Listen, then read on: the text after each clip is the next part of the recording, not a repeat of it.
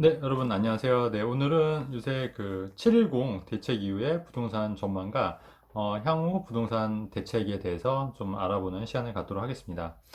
710 대책이 나오고 나서 시장에는 좀 상당한 좀 파급 효과가 있었던 것 같아요.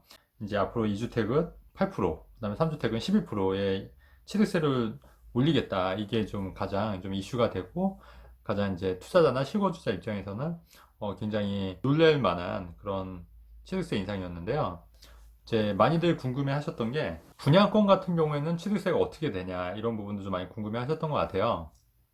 그러니까 분양권은 사실 710 대책 이전에 이제 분양 계약을 하고 입주 때 잔금 때 이제 취득세를 내야 되는데 그렇게 되면 분양권 같은 경우에도 만약에 2주택이고 3주택이면 12%를 내야 되냐 이렇게 좀 많이들 물어보셨는데 제 생각은 이 710 대책 전에 한 계약에 대해서는 분양권 계약도 사실 계약이 그 전에 이루어진 거잖아요. 그렇기 때문에 그 계약에 대해서는 취득세가 종전대로 가는 게 맞다. 네, 이렇게 이해하시면 될 것 같습니다.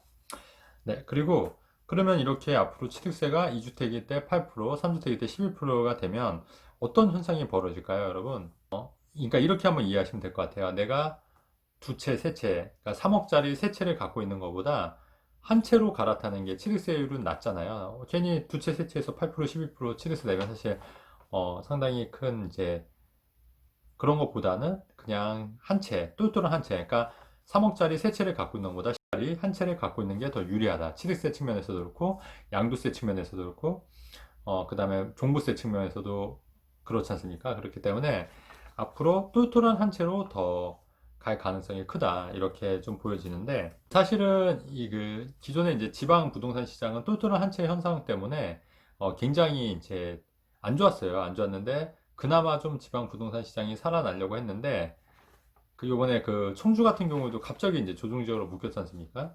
그러다 보니까 이렇게 지방도 어떻게 보면 이번 대책이 찬물을 끼얹었다 이렇게 보시면 될 것 같아요. 찬물을 끼얹었기 때문에 사람들이 점점 더 똘똘한 한 채로 갈아탈 거다. 그래서 지방에 있으신 분들은 자꾸 수도권으로 오시려고 할 거고, 수도권에 있는 분들은 서울로 오시려고 할 거고, 서울에 계신 분들은 이제 서울에서도 핵심 지역인 뭐 강남이라든지 용산이라든지 여의도라든지 뭐 마포라든지 이렇게 핵심적으로 점점 이렇게 갈아타실 것 같아요. 그래서 최종적으로 가장 서울의 끝판왕이라고 할 수 있는 강남이죠, 강남. 네, 강남 쪽과 또 이제 지방의 이런 양극화는 점점 더 벌어질 거다. 그래서 사실은 그 규제 역설이라고 해야 되나요? 자꾸 이게 규제를 하면 할수록 지금 강남과 비강남권과 그 다음에 이게 자꾸 벌어진다. 네, 이렇게 지금 보여지고 있습니다.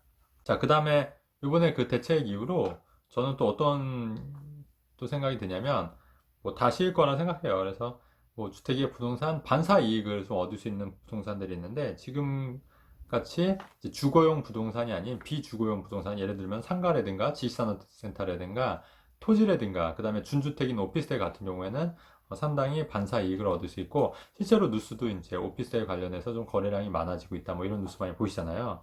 네, 그래서 이제 향후 흐름은 이제 이런 식으로 진행이 되고 지방에 있는 아파트들은 당분간은 조금 힘들 것 같아요. 그래서 지방의 아파트를 여러 채 아주 많이 보유하신 분들은 조금 이제 자금 사정에 맞게 좀 정리를 하셔야 되지 않겠나 좀 개인적으로 그렇게 생각합니다. 자, 그리고 오늘 또 발표된 게 뭐냐면 기존에 뭐 그린벨트를 해제한다, 뭐 안 한다, 뭐 여러 가지 얘기 있었는데 결국은 이제 문재인 대통령이 그린벨트 해제를 안 하겠다. 이렇게 발표를 했죠. 속보로 떴던데.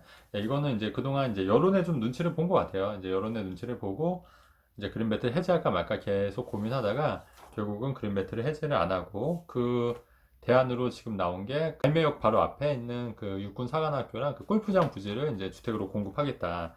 뭐 이런 지금 얘기도 나오고 있습니다.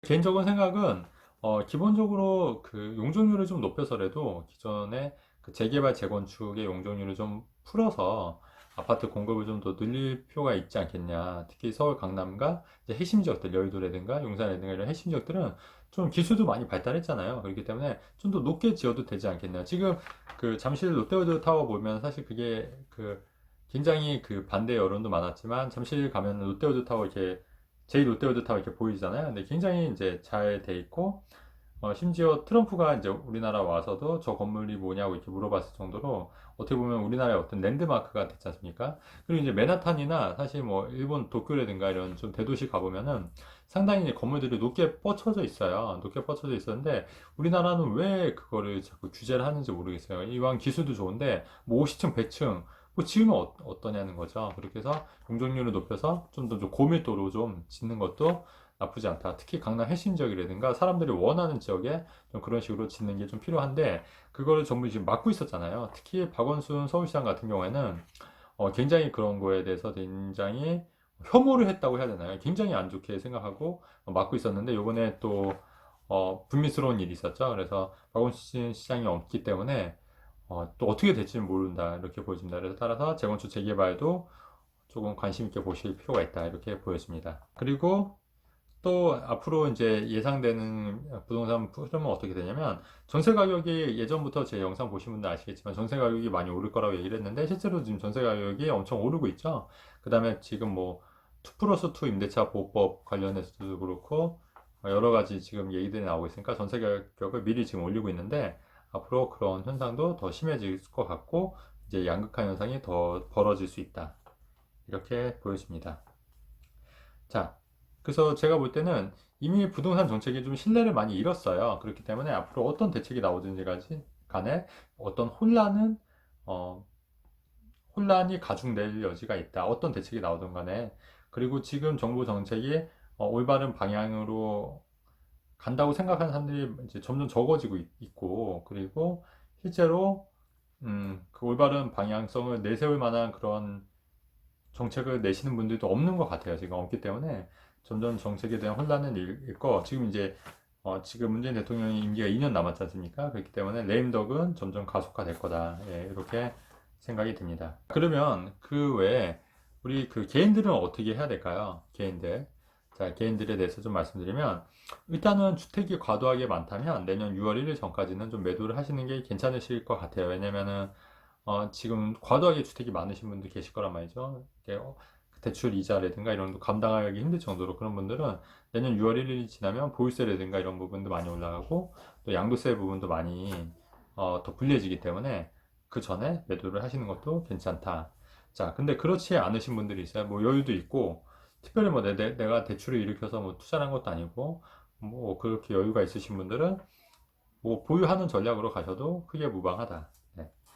그리고 그럼 또 이제 우리가 또 생각될 게 지금 정부에서 발표된 게 전까지는 갈아타는 수요, 즉 1세대 1주택자가 새로 상급지에 갈아타는 전략도 일시적 1가구 2주택도 그 투기 수요를 봤는데 이 부분은 지금 이제 정부에서도 자꾸 이제 사람들이 이제 불만을 얘기를 하니까 지금 갈아타는 수요까지도 그냥 실거주로 지금 봐준다는 얘기거든요. 그렇기 때문에 일시적 1가구 1주택 전략으로 해서 내가 집을 상급지로 갈 때 가는 전략을 하는 거는 아직도 좀 유효하다. 예, 이렇게 되고요.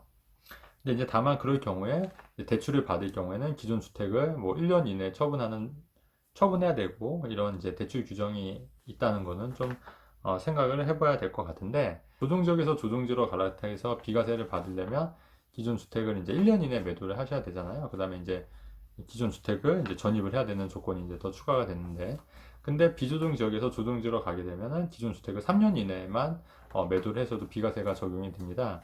근데 이때 만약에 이 비조정 지역이 조정 지역이 된다 하더라도 기존과 동일하게 3년 이내만 팔면 되기 때문에 이런 거는 또 비과세 대출이 없이 내가 갈아탈 수만 있다면 그죠? 대출이 없이 갈아탄다면 기존 주택을 3년 이내만 팔아도 비과세 받기 때문에 갈아타는 전략으로 일시적 1가구 2주택 전략을 이용해서 갈아타는 전략을 쓰시는 것도 굉장히 뭐 괜찮은 전략이다 이렇게 보여집니다. 네.